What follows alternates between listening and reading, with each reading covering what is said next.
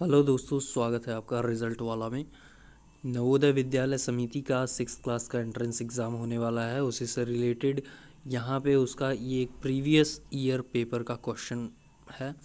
यहाँ पे कुछ क्वेश्चंस हैं जिसको यहाँ पे मैं डिस्कस कर दे रहा हूँ ताकि आपको एग्ज़ाम में जाने से पहले एक आइडिया मिल जाए कि पेपर किस तरह का आता है, कौन कौन से क्वेश्चंस आते हैं, उन सभी के बारे में आपको कुछ आइडिया मिल जाएगा।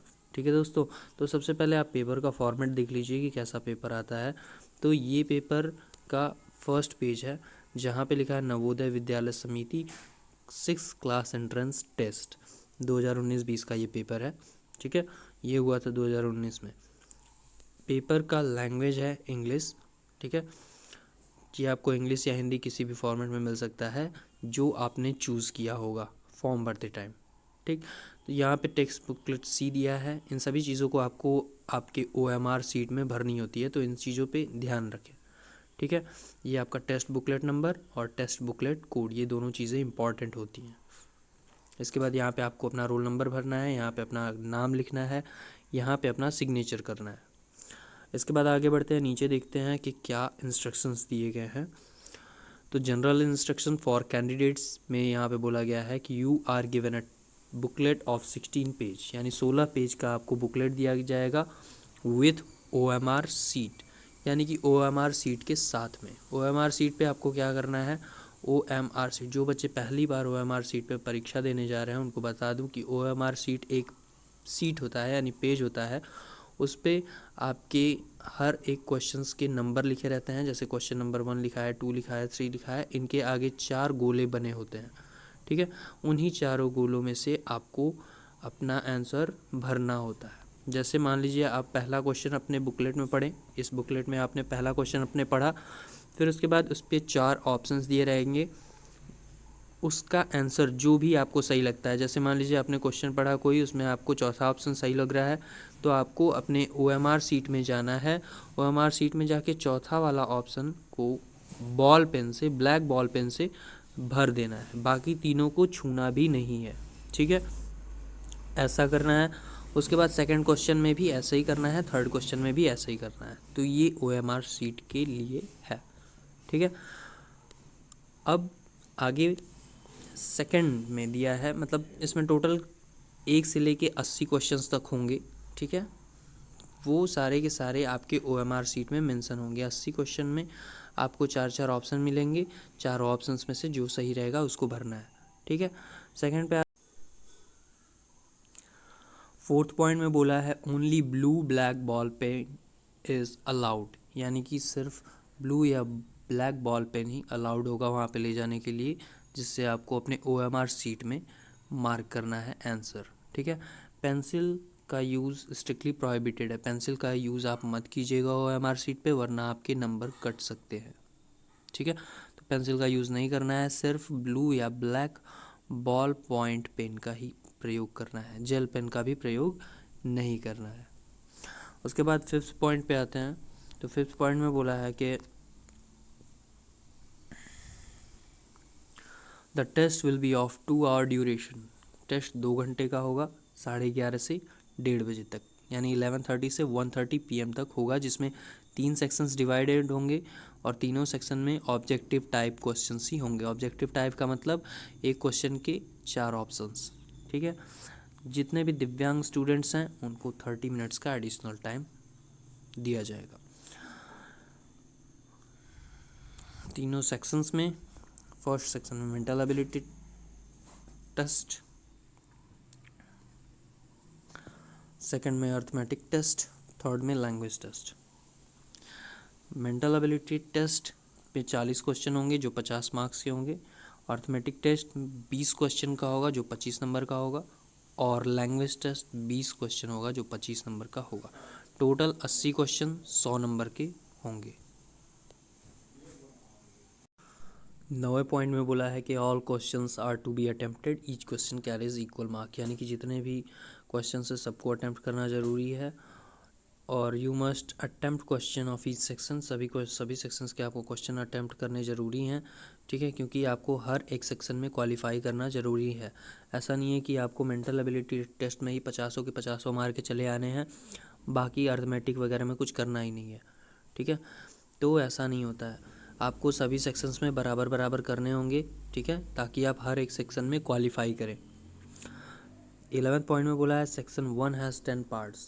पहले सेक्शन में 10 पार्ट्स होंगे जो रीजनिंग का है, उसमें आपको हर एक पार्ट का आंसर देना होगा।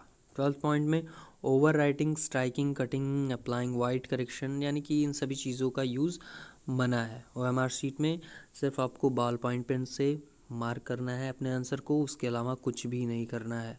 ओवर राइट करते हैं, स्ट्राइक करते हैं, स्ट्राइक मतलब कट करते हैं, ठीक है, और मार्कर वगैरह का प्रयोग करते हैं या फिर वाइटनर वगैरह का प्रयोग करते हैं तो भी आपको दिक्कत आ सकती है, आपका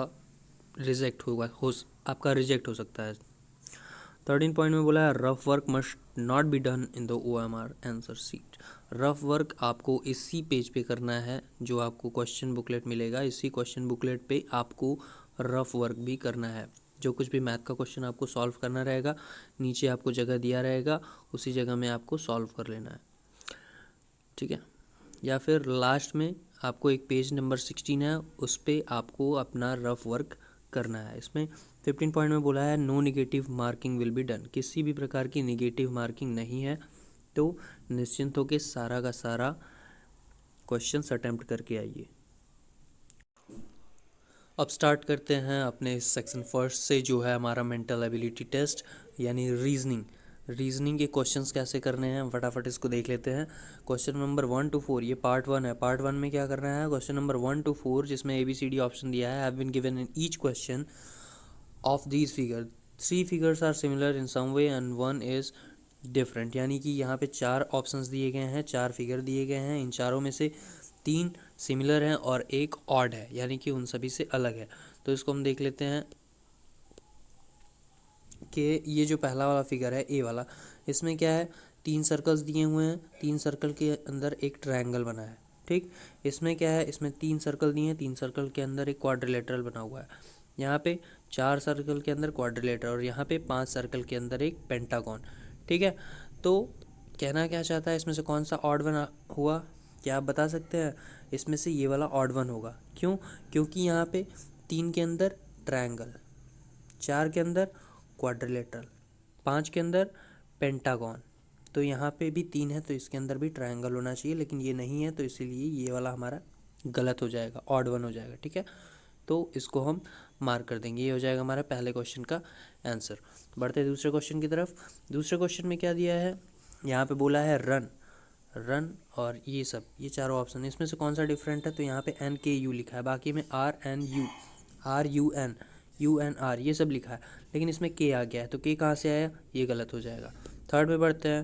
थर्ड में हमारा क्या है, थर्ड में देखिए ये सर्कल, एक सर्कल के अंदर 3 छोटे छोटे सर्कल्स हैं जिसमें 2 सर्कल आपस में इंटरलैप कर रहे हैं, ठीक है। यहाँ पे भी 3 सर्कल में से 2 सर्कल आपस में इंटरलैप कर रहे हैं, यहाँ पे भी 3 में से 2 इंटरलैप कर रहे हैं, लेकिन यहाँ पे तीनों के तीनों इंटरलैप कर रहे हैं, तो ये हमारा ऑड हो जाएगा। फोर्थ में देख लेते हैं। फोर्थ में ये जो हमारा फिगर बना हुआ है एक रेक्टेंगल वाला, इसमें जो ये डायगोनल बना है, ठीक। अब अगले फिगर में देखेंगे ये क्या कर रहा है, ऐसे घूम रहा है यानी क्लॉकवाइज। ये अभी लेटा हुआ है, फिर यहाँ पे ये खड़ा हो गया, ठीक। खड़ा हुआ तो फिर इसकी पोजीशन चेंज होनी चाहिए, यहाँ पे ये डायगोनल ऐसे है तो खड़ा होने के बाद इसका डायगोनल ऐसे होना चाहिए, लेकिन इसमें ऐसे दिया है, ठीक। तो ये वाला हमारा ऑप्शन गलत हो जाएगा, ठीक, क्योंकि ये जो हमारा बॉक्स क्या कर रहा है, घूम रहा है क्लॉकवाइज डायरेक्शन में, ठीक। पहले यहाँ पे लेटा था, फिर ऐसे उठ गया, फिर लेट गया और फिर ये उल्टा हो गया, ठीक है। तो ये हमारा फोर्थ क्वेश्चन हो गया। बढ़ते हैं फिफ्थ क्वेश्चन की तरफ। फिफ्थ क्वेश्चन में सेकंड पार्ट में आता है फिफ्थ क्वेश्चन कि यहाँ पे एक सिमिलर फिगर दिया हुआ है। सिमिलर फिगर वाला है कि यहाँ पे एक फिगर दिया है, इसके 4 ऑप्शंस दिए हैं, इन्हीं चारों ऑप्शंस में से कोई एक जो इससे सिमिलर यानी कि जो इससे मैच खाता है वही ऑप्शन सही होगा, ठीक है। तो ये हमारा पहला ऑप्शन है, ये दूसरा ऑप्शन है, ये तीसरा ऑप्शन है और ये चौथा ऑप्शन है, ठीक है। चारों ऑप्शन में आपको क्या देख के लग रहा है कौन सा वाला सही है, तो इसके हम एरोज़ देख लेंगे, दोनों कोनों पे एरोज़ की पोजीशन क्या है, ये जो गोला है इसकी पोजीशन क्या है, तो सबकी पोजीशन देख लेंगे एक बार, उसके बाद हम इसको टिक कर देंगे। छठवें क्वेश्चन में ये फिगर दिया हुआ है, इस फिगर की ये चार ऑप्शंस दिए हुए हैं, इन चारों ऑप्शन से मिला लेते हैं कि इससे सिमिलर कौन है। तो यहाँ पे इस तरफ 2 है, ठीक है, एक क्रॉस है, क्रॉस के बीच में रोमन नंबर में लिखा हुआ है या फिर लाइंस खींची हुई हैं। तो इस साइड में 2 है और 3 है, इस साइड में 2 है और 3 है, यानी कि 2 3 2 3 का है। तो यहाँ पे 2 नहीं है, यहाँ पे भी 2 नहीं है, यहाँ पे 2 है, यहाँ पे 3 2 3, ऊपर नीचे भी 2 3 2 3 2 3, तो इसका मतलब ये 2 3 वाला सही हो जाएगा। अगला क्वेश्चन, सेवन्थ क्वेश्चन देख लेते हैं। सेवन्थ क्वेश्चन में एरोज दिए हुए हैं, तो एरो का डायरेक्शन देख लेते हैं और इसका जो पीछे वाला है उसका डायरेक्शन देख लेते हैं, उसका पोजीशन देख लेते हैं।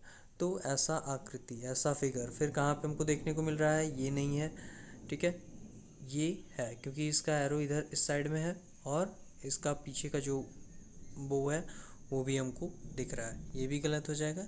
और ये है उसमें का, तो लेकिन इसके बाकी सारे फिगर्स मैच नहीं कर रहे हैं, ठीक, तो ये वाला हमारा बी वाला ऑप्शन सही हो जाएगा। एट्थ पॉइंट यानी एट्थ क्वेश्चन देख लेते हैं। एट्थ क्वेश्चन में क्या है कि ये जो हमारा स्क्वायर है, स्क्वायर के बीच में एक और स्क्वायर है और उसमें 4 एरोज हैं, चारों बाहर की डायरेक्शन में हैं। तो चारों एरोज बाहर के डायरेक्शन में कहाँ पे है, यहाँ पे नहीं है, यहाँ पे नहीं है, यहाँ पे भी नहीं है और यहाँ पे है, तो डी वाला ऑप्शन हमारा सेफ हो जाएगा। थर्ड पार्ट पे बढ़ते हैं, जहाँ पे ये इनकम्प्लीट फिगर दिया हुआ है, इसको कंप्लीट करने के लिए आपको इन्हीं चारों में से किसी एक को चूज़ करना होगा, ठीक। तो ये इनकम्प्लीट फिगर है, इसमें ये चारों फिगर में से कौन सा फिगर पर है। तो यहाँ पे 9th क्वेश्चन में जो क्वेश्चन फिगर दिया हुआ है उसमें देखेंगे कि ये क्रॉस क्रॉस सिंबल है, ठीक है। तो क्रॉस क्रॉस सिंबल, यहाँ पे डबल क्रॉस, यहाँ पे डबल क्रॉस, यहाँ पे डबल क्रॉस, ठीक है, तीनों जगह डबल क्रॉस, तो यहाँ पे भी डबल क्रॉस वाला ही आएगा। तो डबल क्रॉस कहाँ पे है, यहाँ पे, ये भरा जाएगा। अगले क्वेश्चन में बढ़ते हैं। 10th question. 10th क्वेश्चन में क्या है कि ये जो एरोज हैं ये अंदर की तरफ बने हुए हैं, अंदर की तरफ सब कुछ बने हुए हैं, तो इसका मतलब जो यहाँ पे खाली जगह है उसमें भी जो भरा जाएगा उसका एरो अंदर की तरफ होगा, यानी ये वाला। इसी तरह अगले क्वेश्चन यानी 11th क्वेश्चन में बढ़ते हैं। 11th क्वेश्चन में ये फिगर बना हुआ है, इस फिगर को कौन कंप्लीट करेगा। ये आकृति ऐसे, ऐसे और ऐसे बनी हुई है, तो अगली आकृति ऐसे बनेगी, ठीक है। तो अगली आकृति ऐसे बनने के लिए यहाँ पे एक बना है और यहाँ पे दूसरी आकृति है, इन दोनों में से कौन सा होगा अब। तो बाहर और अंदर इसके पैटर्न को देख लेते हैं, इसका कैसा पैटर्न बना है और इसका कैसा पैटर्न बना है। तो इसमें डार्क वाला साइड ऊपर है, तो इसमें भी डार्क वाला साइड ऊपर है, इसको टिक कर देंगे, ठीक है, ये वाला गलत हो जाएगा। 12वें क्वेश्चन में एक स्क्वायर है, उसके अंदर कुछ डार्क सा फिगर बना है, इसको कंप्लीट करने के लिए हमको एक ऐसा इसमें और जोड़ना होगा जिसमें पहले तो ज़्यादा डार्क हो फिर लाइट डार्क हो, ठीक है। ये वाला पोर्शन ज़्यादा डार्क है, अंदर वाला पोर्शन लाइट डार्क है, उसके अंदर एक सर्कल बना हुआ है।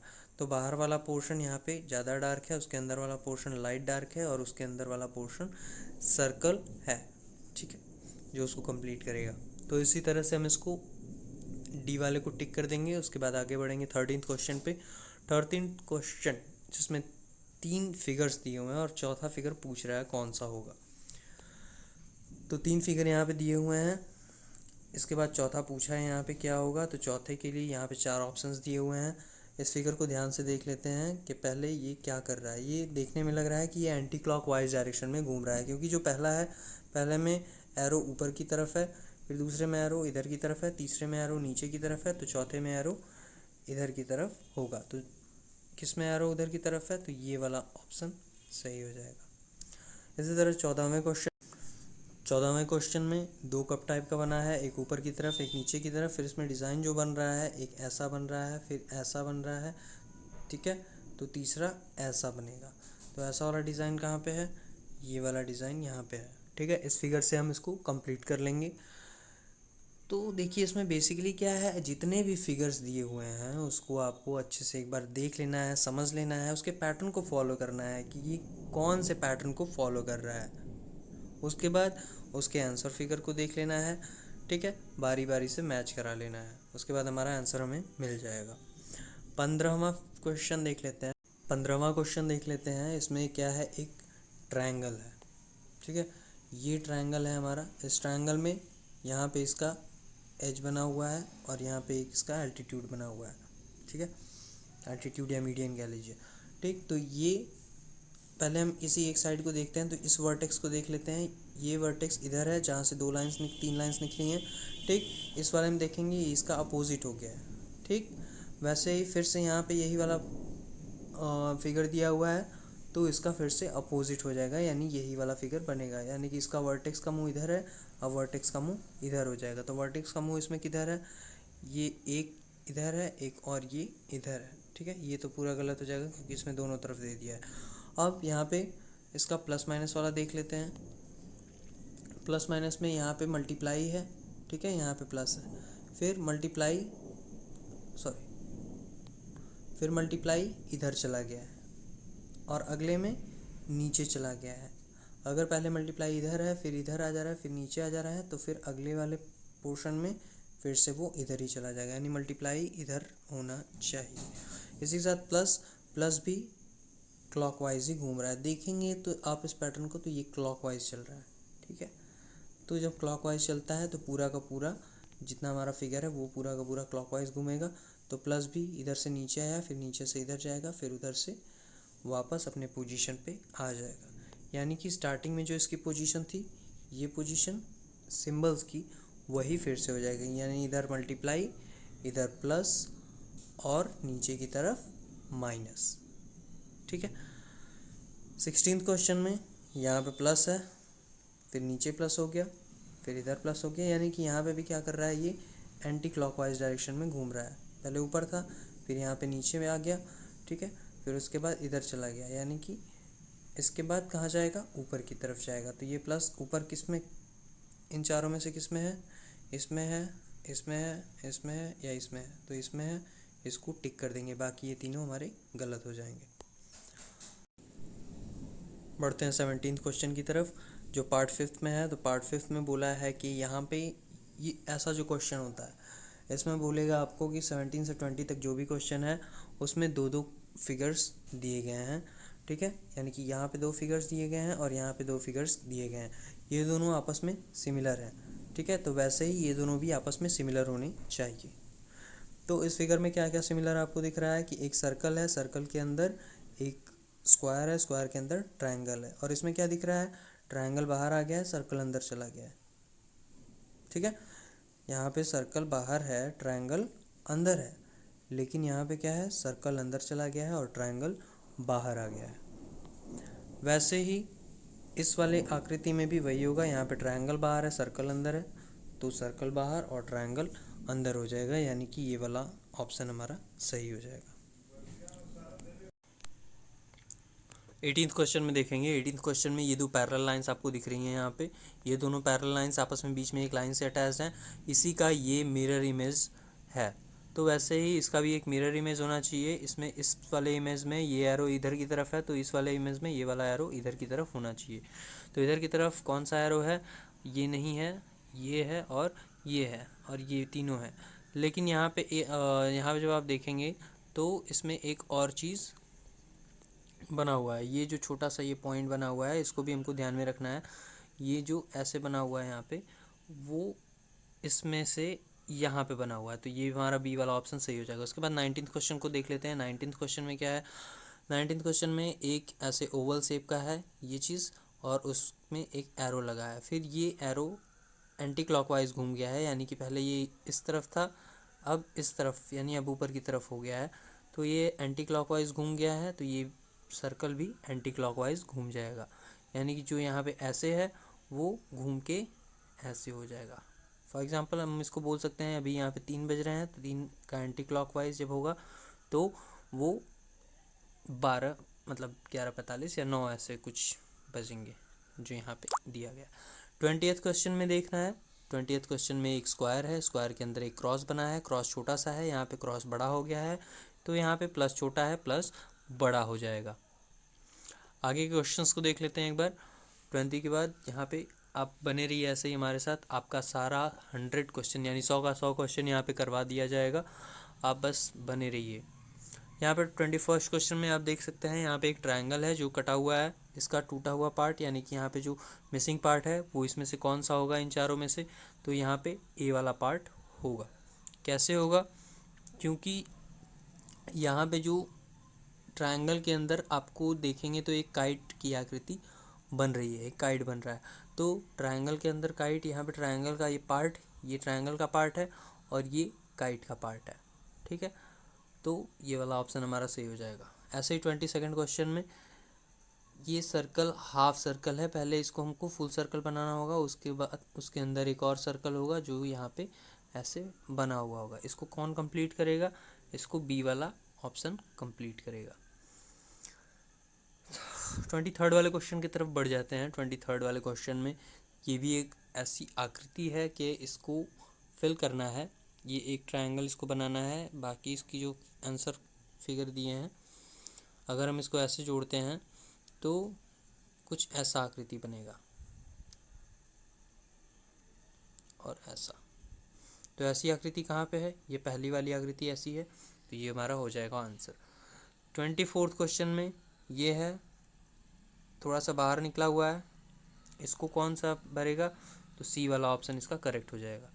ऐसे ही आप जितना भी अपने बुक में प्रैक्टिस किए होंगे, उसके बाद यहाँ पे आप प्रीवियस ईयर पेपर देख रहे हैं। इस प्रीवियस ईयर पेपर में आपको बता दिया जा रहा है कि कैसे कैसे करना है। यहाँ पे मिरर इमेज का आ गया कुछ क्वेश्चन।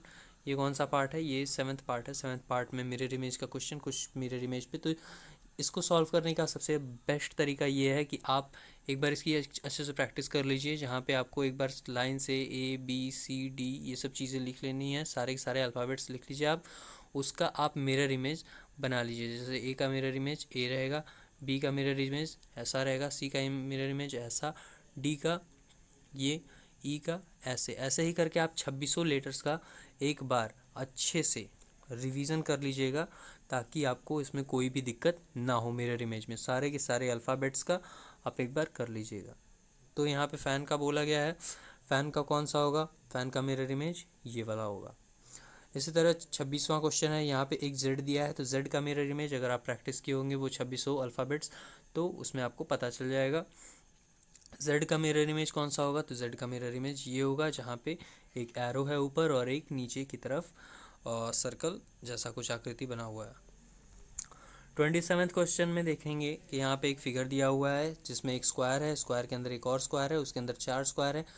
तो स्क्वायर के स्क्वायर का तो जो मिरर इमेज बनता है वो स्क्वायर ही बनेगा, लेकिन यहाँ पे एक डायगोनल है। डायगोनल अगर ऐसा है तो डायगोनल का इमेज ठीक उसका अपोजिट बन जाता है, ठीक है। डायगोनल उल्टा हो जाता है, तो डायगोनल उल्टा इसमें से यहाँ पे और यहाँ पे दिया गया है, लेकिन अब उसमें हम एक सर्कल दिया गया है और एक पैरेलल लाइन या इक्वल का सिंबल दिया हुआ है, तो उसको भी देख लेंगे। तो उसको देखेंगे तो यहाँ पे वो चीज़ गलत हो जाएगी डी वाले में, सिर्फ सी वाला ऑप्शन हमारा सही रहेगा, क्योंकि हमारा यहाँ पे गोला ऊपर है, यहाँ पे भी गोला ऊपर रहेगा। 28वें क्वेश्चन की तरफ बढ़ते हैं। 28वें क्वेश्चन में दिया हुआ है एक स्क्वायर, स्क्वायर के अंदर स्क्वायर, स्क्वायर का मिरर इमेज स्क्वायर ही होता है, उसके अंदर की कोई आकृति है तो उसको देख लेते हैं। यहाँ पे एरो इस तरफ है तो मिरर इमेज में एरो इस तरफ हो जाएगा, और यहाँ पे डायगोनल इस तरफ है तो डायगोनल ऐसे हो जाएगा, ठीक है। तो ऐसे हम खोज लेंगे इसमें कौन सा है, एक बार ध्यान से देख लीजिए। इसका ये वाला ऑप्शन। हालांकि इसमें सारे के सारे आंसर्स टिक मार्क किए हुए हैं। अगर आपको इसका PDF चाहिए तो आप हमारे टेलीग्राम चैनल पे जाके, लिंक में इसका डिस्क्रिप्शन दिया है, वहाँ से आप टेलीग्राम चैनल में जाके इसको डाउनलोड कर सकते हैं। बाकी डाउनलोड करने की कोई ख़ास ज़रूरत नहीं है, मैं आपको यहाँ पे एक बार करवा दे रहा हूँ, उतना काफ़ी है। उसके बाद आते हैं 29वें क्वेश्चन पे। 29वें क्वेश्चन में फोल्ड करके पंच होल करने वाला ऑप्शन है। तो यहाँ पे एक पेपर दिया रहता है, पेपर को आपको फोल्ड करना है, आपको एरो पे ध्यान देना है, एरो किधर से किधर की तरफ गया है। यहाँ से एक पेपर था, उसको ऊपर की तरफ फोल्ड किया गया है, ठीक है। फिर उसके बाद उसको लेफ़्ट की तरफ फोल्ड किया गया है, उसके बाद उसमें 3 पंच होल मारे गए हैं। फिर अब हम इसको खोलेंगे तो इस 3 पंच होल का उल्टा क्या होगा? ऐसा कुछ बनेगा, ठीक है। एक ऐसा बनेगा, एक ऐसा बनेगा, मतलब ये 2 जगह पे दिया हुआ है, तो इन दोनों में से कुछ भी हो सकता है। फिर इसको जब हम खोलेंगे, यहाँ पे लेफ़्ट घुमा है, तो हम इसको जब राइट में खोलेंगे तो इसका राइट इमेज बनेगा, लेकिन यहाँ पे ये इसका एग्जैक्ट इमेज बना है तो ये गलत है। इसका राइट इमेज यहाँ पे बनेगा, ठीक है। सी वाला ऑप्शन हमारा सही हो जाएगा।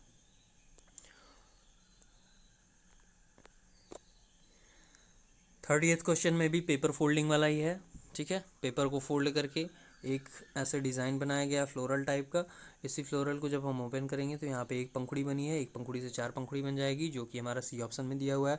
31st क्वेश्चन में देख लेते हैं, इसको डायगोनली मोड़ा गया है, डायगोनली के बाद फिर एक बार और डायगोनली मोड़ा गया है, फिर उसमें एक क्वाड्रिलेटरल शेप का या डायमंड शेप का छेद कर दिया गया है। फिर जब हम इसको खोलेंगे तो फिर एक डायमंड का 4 डायमंड बन जाएगा। ठीक है, 4 डायमंड बनेगा, एक लेफ्ट साइड में तो एक ऊपर की साइड में बनेगा, एक राइट साइड में और एक नीचे की साइड में। तो ये सही, सी वाला ऑप्शन सही हो जाएगा। 32nd क्वेश्चन में देख लेते हैं। 32nd क्वेश्चन में क्या है, इसको ऊपर से नीचे की तरफ किया गया है, फोल्ड किया गया है, फिर नीचे से लेफ्ट की तरफ फोल्ड किया गया है, फिर 2 कट्स लगाए गए हैं, एक ऊपर से एक नीचे से। इसको जब खोलेंगे तो इसकी इमेज कुछ ऐसी बनेगी। ठीक है, यहाँ पे नीचे, फिर ऊपर और यहाँ पे जो ऊपर से कटा हुआ था उसका 2 डायमंड बना हुआ है। 33rd क्वेश्चन में, 33वें क्वेश्चन में आपको 3 टुकड़े यहाँ पे दिए गए हैं। ठीक है, इन तीनों टुकड़ों को जोड़ने के बाद कौन सी आकृति बनती है, इसको हम किस किस तरह से जोड़ सकते हैं या फिर किस किस तरह से एडजस्ट करके, अरेंज करके इसको एक नया फिगर बनाना है। तो उसी का यहाँ पे 4 ऑप्शन दिया हुआ है कि ए, बी, सी और डी। इन चारों में से हम सी में देखेंगे कि ये 2 पैरेलल या फिर 2 बार्स हैं। ठीक है, 2 रेक्टेंगल्स हैं, इन दोनों रेक्टेंगल को यहाँ पे प्लेस किया गया है। उसके बाद ये जो बड़ा वाला पार्ट है इसको यहाँ पे प्लेस किया गया है और छोटे वाले पार्ट को यहाँ पे प्लेस किया गया है ऊपर में। ठीक है, अगला 34th, इसमें एक रेक्टेंगल है और बाकी 2 और रेक्टेंगल है। ठीक है, 3 रेक्टेंगल्स हैं, तो 3 रेक्टेंगल इसमें कहाँ कहाँ दिख रहे हैं, एक ये रेक्टेंगल और बाकी की ये दोनों रेक्टेंगल। ठीक है, यहाँ पे ये दोनों स्क्वायर हैं तो ये नहीं होगा। 35 में इन तीनों डिज़ाइंस को देख लेते हैं। तो ये तीनों डिज़ाइन, ये वाली आकृति यहाँ पे दिख रही है, ये वाली आकृति ट्रेपीजियम वाली यहाँ पे दिख रही है और ये वाला जो क्वाड्रिलेटरल शेप है यहाँ पे दिख रहा है। तो ये बी वाला हमारा ऑप्शन सही हो जाएगा। 36 क्वेश्चन को देख लेते हैं। इसमें ये जो है ये ट्रायंगल उठ के यहाँ पे चला गया है इस वाले फिगर में। ठीक है, बाकी ये सब सेम है। ठीक, ये वाला पॉइंट यहाँ पे दिया गया है, ये वाला पॉइंट यहाँ पे दिया गया है और ये वाला पॉइंट यहाँ पे दिया गया है। इन तीनों को जोड़ने के बाद ये फिगर बन रहा है।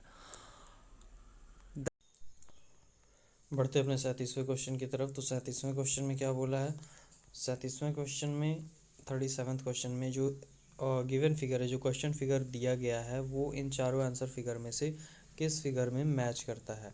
तो क्वेश्चन फिगर हमारा ये दिया हुआ है, यहाँ पे 4 ऑप्शंस दिए हुए हैं ए, बी, सी और डी। इन्हीं में से ये एफ वाला फिगर कहीं ना कहीं छिपा हुआ है, उसको हमको खोजना है। तो ये वाला फिगर हमको कहाँ मिलेगा, सी वाले ऑप्शन में, यानी कि सी वाले हम देख सकते हैं ऐसे हमको एफ टाइप का देखने को मिल रहा है। तो ये सी वाला ऑप्शन हमारा सही हो जाएगा। फिर 38th क्वेश्चन में ये जेड टाइप का जो फिगर बना हुआ है, ये जेड टाइप का फिगर हमको किसमें, इसमें नहीं, इसमें भी नहीं, हाँ इसमें मिल जाएगा, इसमें मिल जाएगा, क्योंकि यहाँ से हम इसको ऐसे ऐसे ऐसे ड्रॉ करेंगे तो ये इसी में छिपा हुआ है। बाकी इसमें से किसी में भी जेड का फिगर नहीं मिलेगा। फिर नीचे ये जो ओवल का शेप बना हुआ है, ओवल शेप इसमें नहीं मिलेगा। ओवल शेप को जब हम इसमें ड्रॉ करेंगे तो यह यहाँ पे मिल जाएगा बी वाले ऑप्शन में। इसके बाद 40th क्वेश्चन में देख लेंगे। 40th क्वेश्चन में फिर से एक बार जेड वाली आकृति दी हुई है, जेड फिगर को हमको ढूंढना है। तो जेड फिगर क्या हमको किस में मिलेगा, इसमें मिलेगा, इसमें मिलेगा, इसमें मिलेगा या इसमें मिलेगा। तो यहाँ पे जब हम देखेंगे तो ये यहाँ से ऐसे बन रहा है जेड का फिगर, तो ये वाला डी वाला ऑप्शन हमारा करेक्ट हो जाएगा। इसके बाद बढ़ते हैं 41th क्वेश्चन की तरफ, जो कि अब सेक्शन चेंज हो गया, अब ये अर्थमेटिक टेस्ट का सेक्शन है। तो इसको हम बाद में करेंगे इस वाले सेक्शन को, क्योंकि ये थोड़ा सा बताना होगा डिटेल में, इसको बता रहा हूँ। उससे पहले हम एक बार लैंग्वेज टेस्ट कर लेते हैं। लैंग्वेज टेस्ट में पढ़ के करना है। लैंग्वेज टेस्ट का क्या है, जो भी लैंग्वेज सेलेक्ट की होंगी, ये इंग्लिश वाला पेपर है तो यहाँ पे इंग्लिश लैंग्वेज सेलेक्टेड, जितने भी बच्चे हैं जिन्होंने इंग्लिश लैंग्वेज को सेलेक्ट किया है वो इसको, इसमें पैसेज दिए रहेंगे 5 पैसेज, पाँचों पैसेज से 20 क्वेश्चंस बनेंगे। उन्हीं पे बने हुए क्वेश्चंस को इसमें अप्लाई करना है। तो सबसे पहले पैसेज हम पढ़ेंगे। पैसेज पहला पढ़ लेते हैं। Chewing gum was discovered 1000 years ago by Mayans in Mexican jungles, यानी कि च्युइंगम का आविष्कार 1000 साल पहले मायंस के द्वारा हुआ था मैक्सिको के जंगल में। They found a liquid leaking from sapodilla tree, उन्होंने एक सैपोडिला नामक वृक्ष से एक लिक्विड लीक करता हुआ पाया। एज इट ओज्ड आउट, जैसे ये बाहर आया, it thicken into something that they called chicle. ठीक है, जैसे ये बाहर आया तो फिर ये टर्न होके क्या बन गया, एक चिकल के तरह बन गया। That was chewable and tasty.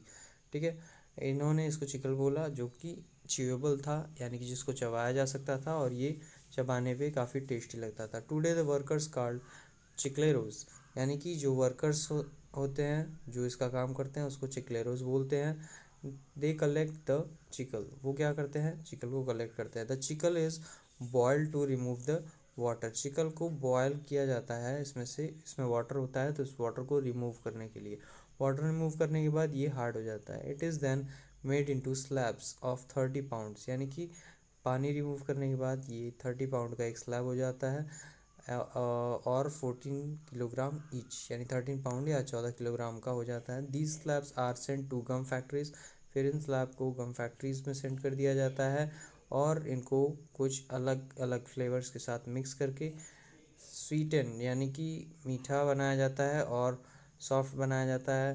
ठीक है, इसमें फ्लेवर डाला जाता है और गम को कलर कर दिया जाता है। तो इससे 5 क्वेश्चंस बनेंगे आपके, देख लेते हैं कौन कौन से 5। 65th क्वेश्चन में suitable title for the passage will be, यानी कि पैसेज के लिए एक सूटेबल टाइटल क्या होगा। तो यहाँ पे हमने पूरा पैसेज पढ़ा, पूरा का पूरा पैसेज किस चीज़ के बारे में बात कर रहा है, च्युइंगम के बारे में बात कर रहा है, तो हमारा ऑप्शन भी वही हो जाएगा कि ये स्टोरी किस चीज़ की है, च्युइंगम के बारे में, the story of chewing gum. Second passage पे आ जाते हैं। सेकंड पैसेज पे जब हम आएंगे तो सेकंड पैसेज में क्या दिया हुआ है, India is a land of pilgrims and पिलग्रिमेजेस।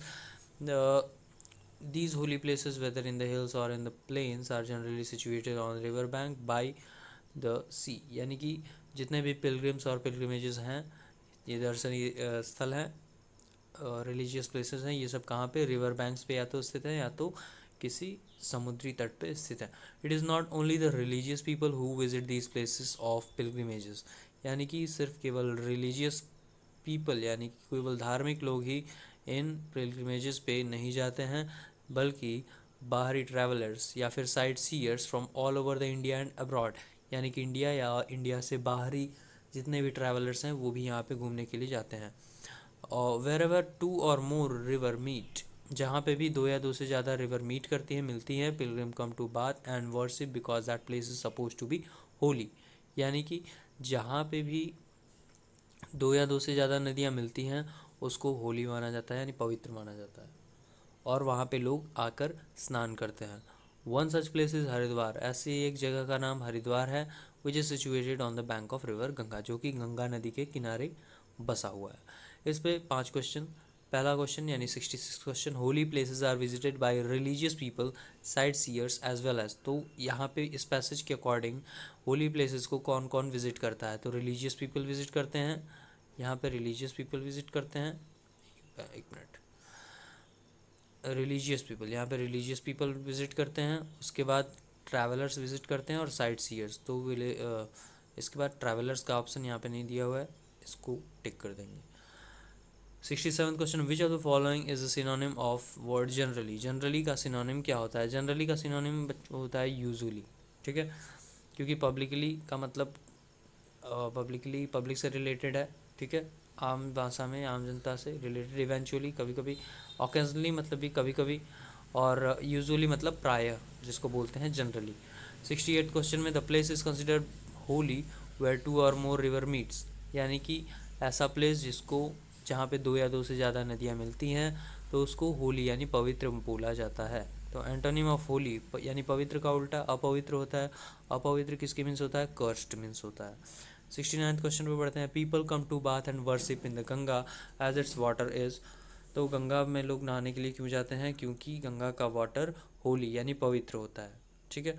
Clear and clean नहीं होगा, कूल नहीं होगा, हेल्दी नहीं होगा। यहाँ पे गंगा गंगा अगर रिवर है तो गंगा का किससे ज़्यादा मान्यता लिया जाता है, गंगा की पवित्रता से, ठीक है। तो अब बढ़ते हैं 17th क्वेश्चन की तरफ। तो people go on pilgrimages because they are, तो लोग ऐसे स्थलों पे क्यों जाते हैं, क्योंकि वो बहुत क्यूरियस होते हैं इसलिए जाते हैं, एक्सप्लोरर होते हैं इसलिए जाते हैं, रिलीजियस होते हैं इसलिए जाते हैं, ओल्ड होते हैं इसलिए जाते हैं। तो पिलग्रिमेज की बात की जा रही है किसी धार्मिक स्थल की, तो धार्मिक स्थल पे धार्मिक लोग ज़्यादा जाते हैं, ठीक है। थर्ड पैसेज में बढ़ते हैं, it was Ajit's birthday, all his friend and relatives had gathered, यानी कि अजीत के बर्थडे पे उसके सारे दोस्त और रिलेटिव्स यानी रिश्तेदार इकट्ठे हुए थे। ही रिसीव्ड मैनी गिफ्ट्स, उसने ढेर सारे गिफ्ट पाए। There were books, toys and clothes, यानी कि उसके बुक्स टॉयज और क्लॉथ्स उसको मिले. अजीज aunt gave him a surprise gift. उसकी आंट ने उसको एक सरप्राइज गिफ्ट दिया. रोज सैपलिंग, एक रोज का सैपलिंग. अजीत लाइक दिस, यानी कि एक रोज़ का छोटा सा पौधा जो कटिंग होती है उसको दिया उसने. तो अजीत ने उसे लाइक किया. And at once ran at the garden and planted the sapling. वो तुरंत भागकर अपने गार्डन की तरफ गया और उसने रोज़ सैपलिंग को प्लांट कर दिया, वहाँ पे लगा दिया. Ajit watered the plant every day. उसने अपने जो रोज़ सैपलिंग था उसको डेली वो वाटर करता था. As soon as he woke up in the morning, जैसे ही वो सुबह उठता, he would rush to see how much the plant had grown, यानी कि कितना प्लांट बढ़ा है. One day he saw two little rose birds peeping out. एक दिन उसने देखा कि दो छोटे छोटे रोज बर्ड्स उसमें से निकल रहे हैं. He kept watching the birds Bloom into beautiful yellow roses. और ऐसे ही वो रोज रोज उठता और देखता रहता. ठीक है, फिर धीरे धीरे वो रोज़ क्या हो गए, टू ब्यूटीफुल येलो रोजेस में कन्वर्ट हो गए. He was happy and thrilled. वो खुश था और थ्रिल्ड भी था, जॉय से. With his mother's help he plucked the flowers. अपने मदर की हेल्प से उसने फ्लावर को तोड़ा. He gifted the first two roses to his mother and sister. उसने अपनी माता को और सिस्टर को वो रोज़ गिफ्ट किया. Ajit decided to plant more saplings in his garden. उसके बाद अजीत ने डिसाइड किया कि वो और भी ऐसे रोज सैपलिंग्स को प्लांट करेगा अपने गार्डन में. इस पे कौन कौन से क्वेश्चंस बनते हैं. 71st, Ajit's best birthday gift was. तो सबसे अच्छा उसका बर्थडे गिफ्ट क्या था, रोज सैपलिंग था. As soon as Ajit woke up, जैसे ही अजीत सो के उठता था तो वो क्या करने लगता, पढ़ने लगता था, नहाने लगता था, स्कूल जाता था, या दौड़ के रोज सैपलिंग को देखता था.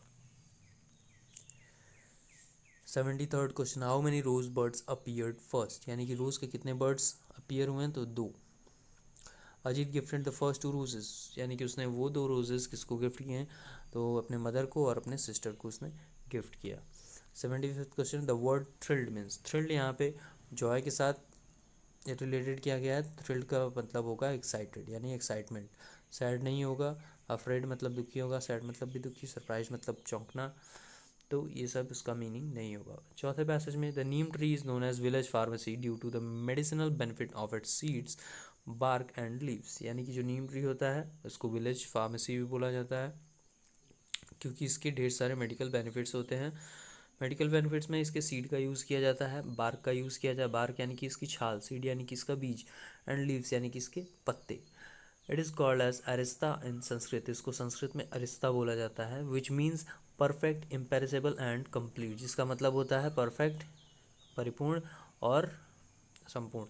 नीम oil plays an important role in pest control. Neem के ऑयल से पेस्ट कंट्रोल किया जाता है. जो छोटे छोटे कीड़े मकोड़े होते हैं उनको, या फिर जो जो कीटाणु होते हैं उनको मारने के काम आता है. That can also be use as replacement of mosquito repellent. इसको मच्छर मच्छर भगाने की दवा की तरह भी इस्तेमाल किया जा सकता है. Neem seed cakes are used as fertilisers. यानी कि नीम के सीड से बने जो केक्स होते हैं उसको फर्टिलाइज़र, यानी इसको खेतों में यूज़ किया जाता है फर्टिलाइज़र के तौर पे. A paste of neem leaves is use to treat chicken pox. यानी कि चिकन पॉक्स को भी ट्रीट करने में नीम का काफ़ी यूज़ किया जाता है. Neem twigs are commonly referred as datun. यानी कि नीम के जो डंठल होते हैं, ट्विग्स यानी डंठल, उसको दातून की तरह यूज़ किया जाता है. यानी दातून यानी टूथब्रश की तरह गाँव में. The bark and the roots are also use as powder form. यानी उसके जो जड़े होते हैं और जो छिलके होते हैं, जो छाल होते हैं, उसको पाउडर के फॉर्म में करके भी यूज़ किया जाता है. ठीक है, तो 76 क्वेश्चन इससे बन रहा है, फार्मेसी इज़. फार्मेसी क्या होती है. फार्मेसी एक फार्मलैंड होता है, एक मेडिकल स्टोर होता है, एक प्लेग्राउंड होता है, या फार्म हाउस होता है. तो फार्मेसी का संबंध यहाँ पे मेडिकल स्टोर से है. 77th question, part of the neem tree that is useful for farmers. Farmers के लिए कौन सा यूज़फुल है, तो उसका सीड, उसके सीड से बने हुए जो केक्स होते हैं वो उसको फर्टिलाइजर्स की तरह यूज़ करते हैं. 78th question, which one of the following is not a synonym of perfect. Perfect का सिनोनिम कौन नहीं है. परफेक्ट का सिनोनिम फॉल्टलेस, यानी कि जो कोई भी फॉल्ट नहीं करता हो तो वो परफेक्ट होता है. सीमलेस, सीमलेस का मतलब भी परफेक्ट होता है. फ्लॉलेस का मतलब परफेक्ट. ब्लेमिश, ब्लेमिश यानी जिसके ऊपर इल्ज़ाम लगाया जाए वो परफेक्ट नहीं होता है. 79th question, the word paste in the passage means. यानी कि पैसेज में पेस्ट का मीन क्या होता है? तो पैसेज में पेस्ट का मीन मैंने बताया, जैसे कीड़े मकोड़े and insect that destroys crops, ऐसे इंसेक्ट्स जो क्रॉप्स को डिस्ट्रॉय कर देते हैं। ठीक है। 80th क्वेश्चन में neem dash are used as toothbrush, तो नीम का क्या टूथब्रश के रूप में यूज़ किया जाता है? तो हमने पढ़ा अभी नीम के ट्विग्स यानी डंठल, डंठल को टूथब्रश की तरह यूज़ किया जाता है। तो ये हमारे 80 क्वेश्चन हो गए। सब्सक्राइब करें रिजल्ट वाला को, बेल आइकन दबाना ना भूलें।